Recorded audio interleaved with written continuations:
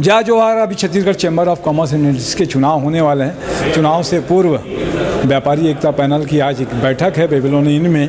हमारे साथ में जितेंद्र मडवानी जी है, समाज सेवी भी है, पूर्व एल्डरमैन भी रहे और बहुत सारे पदों में रहे। क्या कहेंगे जितेंद्र भाई, अभी चुनाव होने वाले हैं? मेरा इसमें एक ही मत है कि पिछले 3 वर्षों से इतनी सारी समस्याएं व्यापारियों के समक्ष खड़ी हुई, जिसमें जीएसटी प्रमुख है, जीएसटी के छापे, व्यापारी परेशान।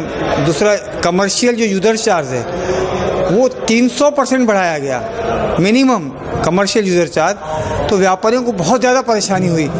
इसमें चैम्बर की कहीं भी मुझे भूमिका नहीं दिखी।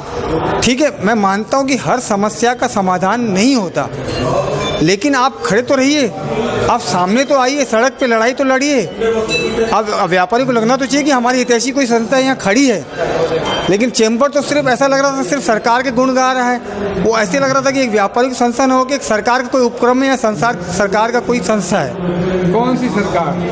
पूर्ववर्ती जो कांग्रेस सरकार थी उसमें चैम्बर की भूमिका बिल्कुल नगण्य थी। मतलब कहीं पर भी ऐसा नहीं लग रहा था कि व्यापारियों की कोई संस्था है।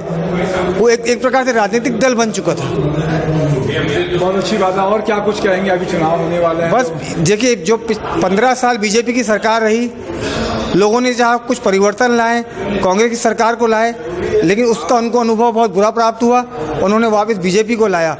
सेम ऐसे ही पिछले 40 वर्षों से व्यापारी एकता पैनल का राज था।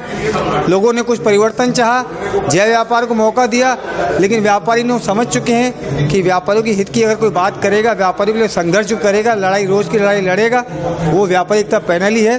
और इस बार फिर मेरे ख्याल से फिर से व्यापारी एकता पैनल खुल के बहुमत से आएगा। बहुत अच्छी बात है, आपने समय दिया। मैं तपेश नरेंद्र ठाकुर के साथ में। जय जोहार।